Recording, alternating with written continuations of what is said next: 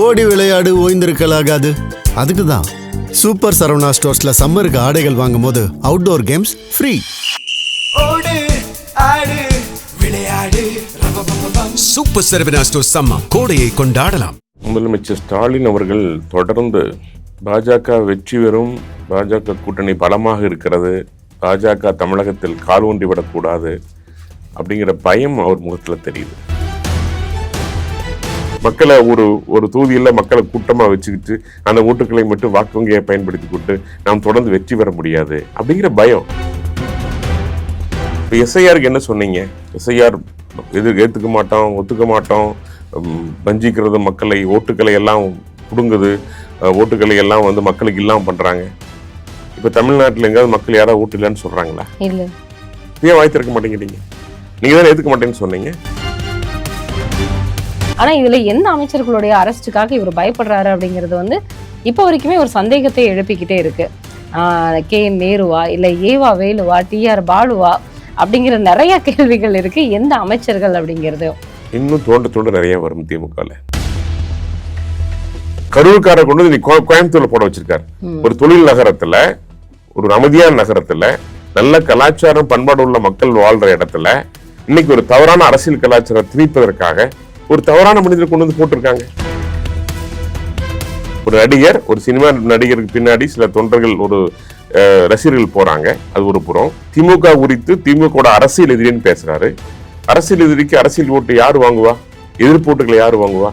So அந்த ஓட்டுகள் அதிமுக போகக்கூடாதுன்னு திட்டமிட்ட திமுக தான் விஜயை தன்னுடைய வெற்றிக்கு பயன்படுத்திக் கொள்ளுகிறது.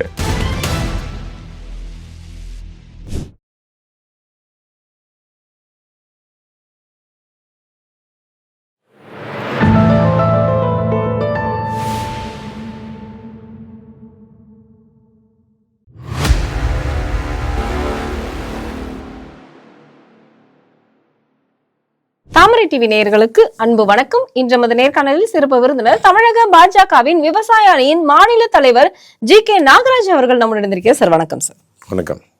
இன்னைக்கு தமிழகத்தில் தேர்தல் களம் பயங்கரமாவே சூடு பிடிச்சிருக்குன்னு சொல்லலாம். இது பழைய திமுகவை நீங்க பாத்துறாதீங்க, ஆபத்து வாசல் வரைக்கும் வந்து விட்டது, இதுக்கு மேல யாரையும் ஏமாத்த முடியாது அப்படின்னு மோடி அவர்களுக்கு நேரடியாக எச்சரிக்கை விடுத்திருக்கிறார் தமிழக முதலமைச்சர். இதுக்கு அண்ணாமலை அவர்கள் பதில் தெரிவிச்சிருந்தாலும், ஆனா இது நீங்க எச்சரிக்கையா எடுத்துக்கிட்டாலும் சரி, நாங்க மிரட்டுறதா எடுத்துட்டாலும் சரி, அதை பத்தி எனக்கு கவலை இல்லை அப்படின்னு ஸ்டாலின் அவர்களும் ஒரு மெத்தனமான ஒரு பதில சொல்லியிருக்காரு. இதை நீங்க எப்படி பாக்குறீங்க சார்? முதலமைச்சர் ஸ்டாலின் அவர்கள் தொடர்ந்து பாஜக வெற்றி பெறும், பாஜக கூட்டணி பலமாக இருக்கிறது, பாஜக தமிழகத்தில் கால் ஊன்றி விடக்கூடாது அப்படிங்கிற பயம் அவர் முகத்தில் தெரியுது. இப்போ அதிமுகவை சாடாம, அதிமுகவை எதிர்த்து பேசாம, ஆனா ஒவ்வொரு முறையும் பார்த்தீங்கன்னா பாஜகவை முன்வைத்து அதிமுகவை சாடுறார். என்ன பயம் அப்படின்னா, தமிழகத்தில் பாஜக பலமாக வளர்ந்து கொண்டிருக்கிறது. அப்போ இன்னைக்கு மக்கள்கிட்ட சொல்றது கூட டெல்லி கூட்டணின்னு தான் சொல்றாரு. இவங்க டெல்லியில கூட்டணி வச்சிருந்து 18 வருஷம் ஆட்சியில் இருந்து காங்கிரஸை தாங்கி பிடிச்சவங்க இன்னைக்கு பாஜக அதிமுகவுடைய தேசிய ஜனநாயக கூட்டணியை டெல்லி கூட்டணியை கிண்டல் பண்றாங்க. மொத்தமான பயம் வந்துருச்சு. உலகத்திலே மிகப்பெரிய கட்சி பாரதிய ஜனதா கட்சி. ஏறக்குறைய 30 மாநிலங்களில் 21 மாநிலங்களுக்கு மேல ஆண்டு கொண்டு இருக்கின்ற கட்சி. அதுவும் குறிப்பா சிறுபான்மை மாநிலங்கள், நாகாலாந்து, கோவா, அசாம், திரிபுரா, இங்கெல்லாம் ரூல் பண்ற கட்சி பாஜக. இங்க இருக்கிற ஸ்டாலினுக்கு பிரிவினைவாதத்தின் மூலம் தான் ஆட்சி பண்ணிட்டு இருக்காங்க. சிறுபான்மை மக்களையும் இந்துக்களையும் பிரித்து வச்சு ஆட்சி பண்ற அந்த திமுகவுக்கு பாஜக உள்ள எங்க இந்த மக்களை எல்லாம் ஒற்றுமையாக்கி விடுமோ, தன் குட்டு வெளிப்பட்டு விடுமோ என்ற பயத்துல. ஆனா இப்ப பாஜக உள்ள வரல அப்படின்னு நீங்க சொல்றீங்களா? ஏன்னா உதயநிதி அப்படித்தான் சொல்றாரு, பாஜக நேரடியாக உள்ள நாங்க திமுக அரசு விடாது அப்படின்னு தெரிஞ்சுதான் அதிமுகவோட கூட்டணி வச்சுட்டு அதோட கால தழுவிக்கிட்டு வருதுன்னு உதயநிதி சொல்றாரு. ஒரு காலத்துல அவங்களும் பாஜகவோட கூட்டணி வச்சவங்க தானே. கண்டிப்பா கூட்டணி வச்சுதானே அவங்க டெல்லியில அங்கம் பெற்றாங்க. ஆமா இல்லைங்களா? கூட்டணி அப்படிங்கிறது ஒவ்வொரு தேர்தலுக்கும் வர்றதுதான்.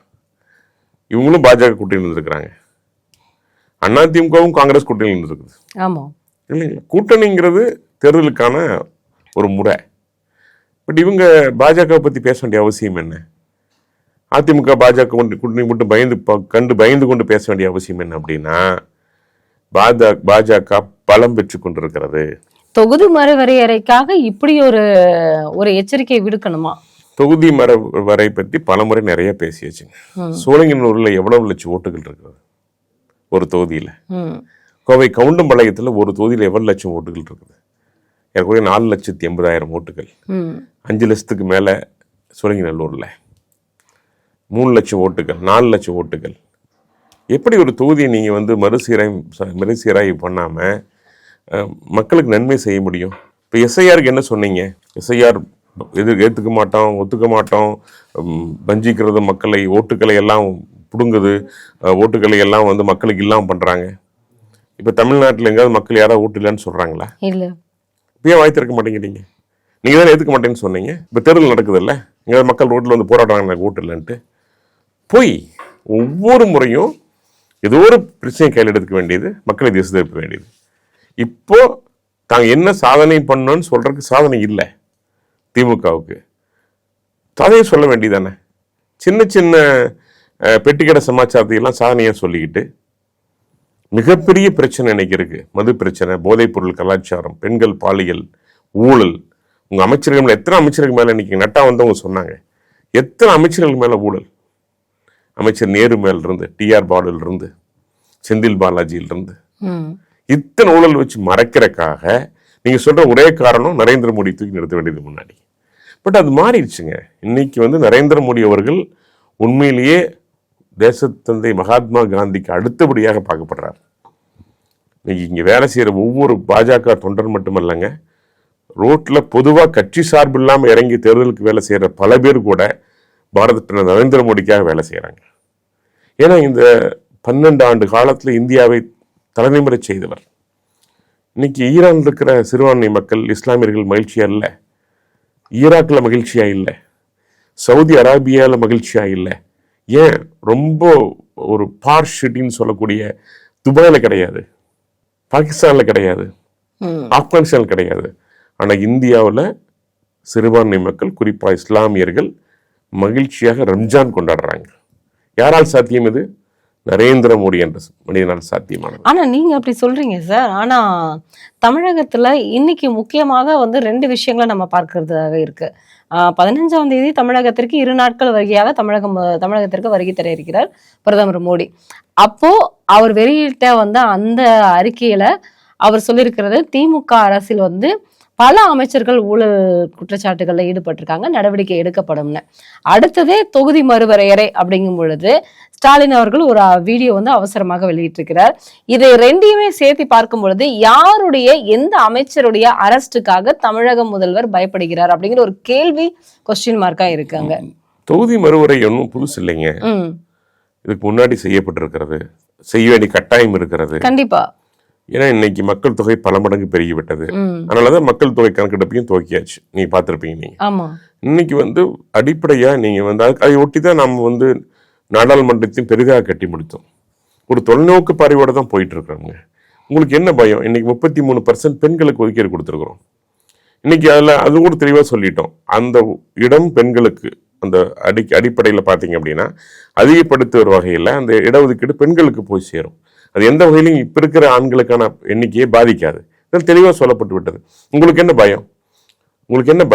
என்ன பயம் அப்படின்னா, இடஒதுக்கீடு முறையில மறுசீராய்வு முறையில தொகுதிகள் மாற்றி அமைக்கப்படுகின்ற பொழுது, அதை சரியாக சீரமைக்கின்ற பொழுது, இந்திய நாடு வலுப்படுகின்ற பொழுது நம்முடைய பிரிவினைவாத இந்த வேலை நடக்காது. பிரிவினைவாதம் தோற்று போயிடும். மக்களை ஒரு தொகுதியில் மக்களை கூட்டமாக வச்சுக்கிட்டு அந்த ஓட்டுக்களை மட்டும் வாக்கு வங்கியை பயன்படுத்தி கொண்டு நாம் தொடர்ந்து வெற்றி பெற முடியாது அப்படிங்கிற பயம். அதனாலதான் எதையும் ஏற்றுக்கல. நீங்க ஏதாவது ஒன்றை சொல்லுங்க. தேசிய கல்விக் கொள்கையிலிருந்து ஏதாவது ஒரு விஷயத்தை ஸ்டாலின் அவர்கள் ஏற்றுக்கொண்டாரா? ஒரு விஷயத்தையும், இந்த நாட்டுக்கு நன்மை தர்ற ஒரு விஷயத்தையும் அவர் ஏற்றுக்கல. அவர் மனம் திறந்து அவர் சொல்ல முடியுமா தமிழக மக்களுக்கு இந்த நன்மையை நான் செஞ்சேன்ட்டு? இன்னைக்கு ஒவ்வொரு குழந்தையும் சொல்றாங்க, ஒவ்வொரு குழந்தையோட அம்மா சொல்றாங்க, என் குழந்தை ஏபிசிடி சொல்லுதோ இல்லையோ, ஆனா கடையில எளிதாக கிடைக்கக்கூடிய ட்ரக்ஸோட பேரை சொல்றாங்க அப்படிங்கிறாங்க. அந்த அளவுக்கு இன்னைக்கு பாலியல், அதுவும் குறிப்பாக போதைப்பொருள் கலாச்சாரம். அதுக்கப்புறம் இன்னைக்கு நட்டாஜி அவர்கள் சொன்னாங்க, தமிழ்நாட்டிலேயே பெண்களுக்கு அதிக அளவு, இந்தியாவிலேயே அதிக அளவு ஒரு கொடுமை நடந்திருக்கிறதுனா பாலியல் வன்கொடுமை அது தமிழ்நாட்டில் தான். குழந்தைகளுக்கு நடந்திருக்கின்ற பாலியல் வன்கொடுமை தமிழ்நாட்டில் தான். முதியோருக்கு நடந்திருக்கிற பாலியல் வன்கொடுமை, முதியோருக்கு நடந்திருக்கிற கொலை கொள்ளை அதுவும் தமிழ்நாட்டில் தான். எந்த கலாச்சாரம் இல்லைங்க. போதை கலாச்சாரம் முழுசையே நம்முடைய தமிழ்நாட்டு கலாச்சாரத்தையே சீலித்து விட்டது. அதை பற்றி ஸ்டாலின் அவர்கள் பேசுறாங்களா? இல்ல. ஆனா அமைச்சர்கள் மீது நடவடிக்கை எடுக்கப்படும்னு சொன்ன உடனே இந்த ஒரு விஷயத்த அப்படியே வந்து திசை திருப்புகிறார் அப்படின்னு அண்ணாமலை அவர்கள் பேசினாரு. ஆனா இதுல எந்த அமைச்சர்களுடைய அரெஸ்டுக்காக இவர் பயப்படுறாரு அப்படிங்கிறது வந்து இப்ப வரைக்குமே ஒரு சந்தேகத்தை எழுப்பிக்கிட்டே இருக்கு. கே நேருவா, இல்ல ஏவா வேலுவா, TR பாலுவா அப்படிங்கிற நிறைய கேள்விகள் இருக்கு. எந்த அமைச்சர்கள் அப்படிங்கிறது இன்னும் தோண்ட நிறைய வரும். திமுகவில் கனிம வள கொள்ளையில இருந்து, டாஸ்மார்க் ஊழல் இருந்து, நிச்சயமா நீங்க வேலைக்கு பணம் வாங்கினதுல இருந்து சொன்னா எடுத்துட்டே இருக்கலாம். ஊழல் செய்யாத துறையே இல்லைங்க. குப்பையில் ஊழல் பண்ணியிருக்கிறாங்க. மத்திய அரசு குப்பைக்கு நிதி ஒதுக்குறாங்க ஒரு கார்பரேஷனுக்காக, அதுல ஊழல் பண்றாங்க. எதுவுமே அவங்க விட்டு வைக்கிறது இல்லைங்க. நெல் கொள்முதல்ல ஊழல், 500 கோடிக்கு மேல நெல் கொள்முதல்ல ஊழல், சாக்கு வாங்குறதுல ஊழல், தார்பாய் வாங்குறதுல ஊழல். அவங்களும் இருக்க முடியாது, ஊழல் செய்யாம இருக்க முடியாது. விஞ்ஞான ரீதியா ஊழல் பண்ணுவாங்க.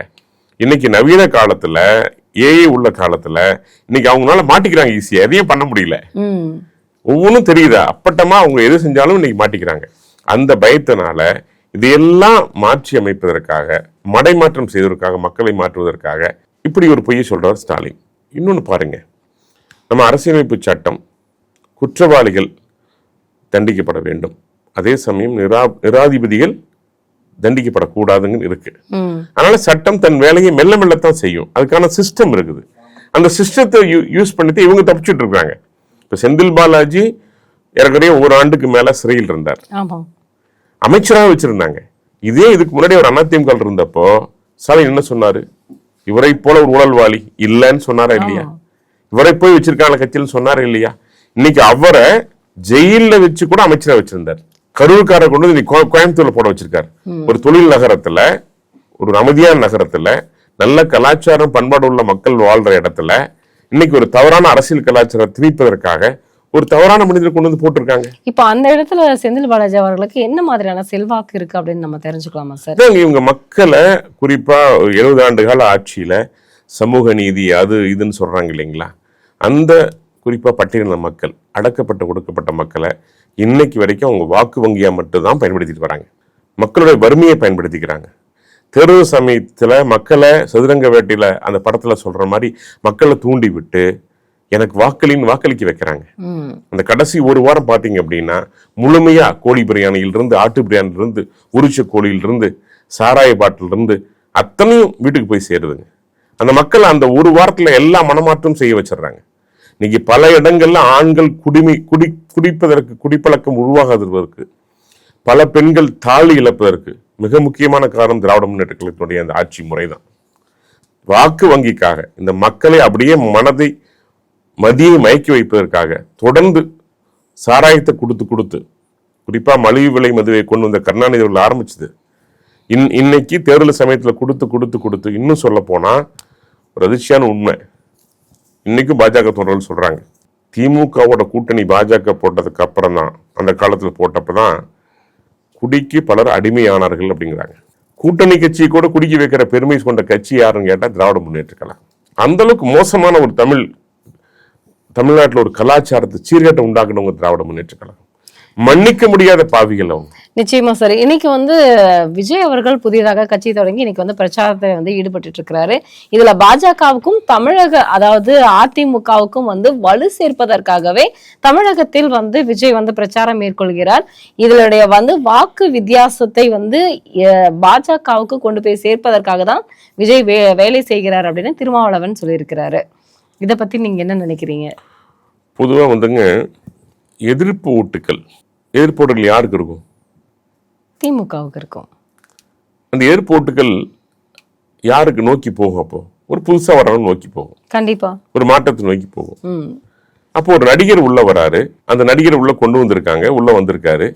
அந்த நடிகர் உண்மையிலேயே நல்ல ஆட்சி தருவதா பேசுறாரு, ஊழலற்ற ஆட்சி குறித்து பேசுறாரு. அப்படி இருக்கிறவர் வந்து தேசிய கூட்டணியில இணையவும் இல்லை, தனித்து நிற்கிற முடிவில் தெளிவாக இருக்காரு. யாருடைய ஓட்டை பிரிப்பார் அவர்? திமுகவினுடைய ஓட்டு தான். திமுகவுடைய ஓட்டை பிரிப்பார். எதிர்ப்பு ஓட்டுகளை அவர் பிரிப்பார் இல்லைங்களா? அந்த ஏர்போர்ட்டில் யாருக்கு வரணும்? விஜய்க்கு தான் வரும். விஜய் இல்லாமல் இருந்தால் யாருக்கு வரும்? விஜய் இல்லாம இருந்தா அடுத்த கட்சிக்கு எதிர்கட்சியாக இருக்கிறவங்களுக்கு வரும். அப்புறம் யார் பி டீம்? அப்போ யார் பி டீம்? கண்டிப்பா திமுக தான். அப்புறம் இது ரொம்ப ஓப்பன். இல்லைன்னா மறைக்க வேண்டிய விஷயம் இருக்கு. ஒரு நடிகர், ஒரு சினிமா நடிகருக்கு பின்னாடி சில தொண்டர்கள், ஒரு ரசிகர்கள் போறாங்க, அது ஒரு புறம். திமுக குறித்து திமுக அரசியல் எதிரின்னு பேசுறாரு. அரசியல் எதிரிக்கு அரசியல் ஓட்டு யார் வாங்குவா? எதிர்ப்பு ஓட்டுகளை யார் வாங்குவா? ஸோ அந்த ஓட்டுகள் அதிமுக போகக்கூடாதுன்னு திட்டமிட்ட திமுக தான் விஜயை தன்னுடைய வெற்றிக்கு பயன்படுத்திக் கொள்ளுகிறது, முயற்சிக்கிறது நினைக்கிறேன் நான். இப்போ பிடிஆர் பழனிவேல் தியாகராஜன் அவர்களை பற்றின நிறைய செய்திகள் வந்து ஊடகத்துல வந்துட்டு இருக்கு. இதுல முக்கியமாக பார்க்கக்கூடிய ஒரு விஷயம் என்ன அப்படின்னா, அவர் வந்து முக்காவாசி நாட்கள் வந்து அமெரிக்காவில தான் இருப்பாரு. தமிழகத்தில் வந்து பிசினஸ்க்காக மட்டும்தான் வந்திருக்கிறாரு. அவர் ஒன்றும் யோகியவான் கிடையாது, ஒரு மனநோயாளி, நம் மக்களை வந்து ஏமாற்றக்கூடியவர் அப்படின்னு வந்து நிறைய, அதாவது அவரை தான் யோகியவான் என்று சட்டசபையில் பேசினதுனால சொன்ன ஊடகங்கள் எல்லாமே இன்னைக்கு வந்து அயோக்கியன் அப்படின்னு சொல்ற அளவுக்கு வந்து செய்திகள் பரவிட்டு இருக்கு. இது வந்து எந்த அளவுக்கு திமுகவை பாதிக்கும்னு நினைக்கிறீங்க சார்? இல்ல, அவரை பொறுத்த வரைக்கும் நல்ல புத்திசாலியா நினைக்கிறேன் நான். நல்ல படித்தவர். பட் அபரிதமான சொத்துக்கள் அவர் சேர்த்திருப்பதாக இருந்தால் திமுக எப்படி சேர்த்தாங்களோ அப்படித்தான் அவர் சேர்த்துக்க முடியும்னு நினைக்கிறேன் நான். டிக்கெட் இல்லாம ரயில் ஏறி சென்னை வந்தவங்க இன்னைக்கு ஆசியாவிலேயே நம்பர் 1 பணக்காரரா ஒரு குடும்பம் இருக்குது. எதன் மூலம் சம்பாதிச்சாங்கன்னு தெரியும். அரசியலை மட்டும் தொழிலாக கொண்டவர்கள் தான் அவ்வளவு சம்பாதிக்க முடியும். கண்டிப்பா. வேற எந்த தொழிலையும் கரும்பு காட்டுல களை எடுத்தாலும் அவ்வளவு சம்பாதிக்க முடியாது. இல்ல கரும்பை வெட்டி வித்து அவ்வளவு சம்பாதிக்க முடியாது இல்லைங்களா? ஒரு பெரிய பணக்கார ஆகிறதுக்கான அடிப்படையில உங்களுக்கு மாற்று வழியில வர வருமானம் இருக்கணும், நேர்மையற்ற வருமானம் இருக்கணும். அபரிதமான வருமானம் அப்படித்தான் கிடைக்கும். இல்லாட்டி டாடா பிர்லா மாதிரி ஒரு பெரிய தொழிலை தொடங்கி அதன் மூலம் தொழிலை செஞ்சு ஒரு மரியாதையாக பணத்தை சம்பாதிக்க முடியும், முறைப்படி சம்பாதிக்க முடியும். ஸோ முறையற்ற வருமானம் வருது அப்படின்னா, அரசியல் அவங்க இருந்தாங்க அப்படின்னா, பதவியில் இருந்தாங்க அப்படின்னா, நிச்சயமா அதன் வழியாகத்தான் அந்த பணத்தை அவர்கள் நேர்மையற்ற முறையில் பெற்றிருக்க முடியும். அதை சட்டம் இருக்கு, கோர்ட் இருக்கு, கண்டறிய புலனாய்வுத்துறை இருக்குது. நீங்க ரொம்ப நாளைக்கு மக்களை ஏமாற்ற முடியாது இல்லைங்களா? ஒவ்வொரு சமயத்துல ஒவ்வொரு அரசியல்வாதியும் தண்டிக்கப்பட்டிருக்கிறார். தமிழ்நாட்டில் நிறைய வரலாறு இருக்குது அதுக்காக. அது நம்ம தியாகராஜன் அவர்களுக்கும் பொருந்தும். தமிழகத்திற்கு பிரதமர் மோடி அவர்கள் வருகை தர இருக்கிறார். இதுல முக்கியமாக என்னன்னா, கோவையில் வந்து பிரச்சாரம் மேற்கொள்ள இருக்கிறார். இதுல எந்த மாதிரியான ஒரு ஹாட் டாபிக்கான நியூஸ் வரும், அது மட்டும் இல்லாம திமுகவுக்கு எந்த மாதிரியான ஒரு சூழ்நிலையை ஏற்படுத்தி தரும் தெரிஞ்சுக்கலாம். கன்னியாகுமரி போறாங்க பிரச்சாரம் பண்றாங்க. நாகர்கோவில் கன்னியாகுமரி போறாரு. அதே மாதிரி சென்னை வந்துட்டு போனாங்க. இப்போ கோயம்புத்தூர். இதெல்லாம் முக்கியமா பாஜகவனுடைய வெற்றி வாய்ப்பில் உள்ள இடங்கள்.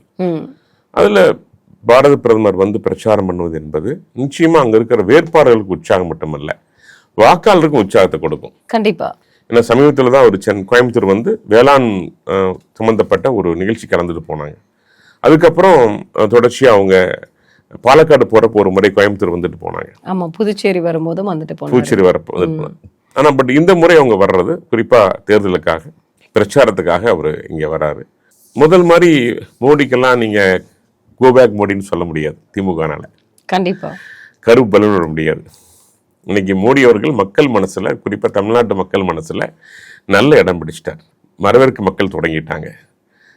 மோடி பைப்பு, மோடி வீடு அப்படின்னு சொல்ற அளவுக்கு நீங்க நலத்திட்டங்கள் வந்து மக்களை சென்றடைந்திருக்கு. அதனால அவர் வருவதன் மூலமாக எங்கள் வாக்கு வங்கி இன்னும் அதிக ஆகும் நம்பிக்கை இருக்குது.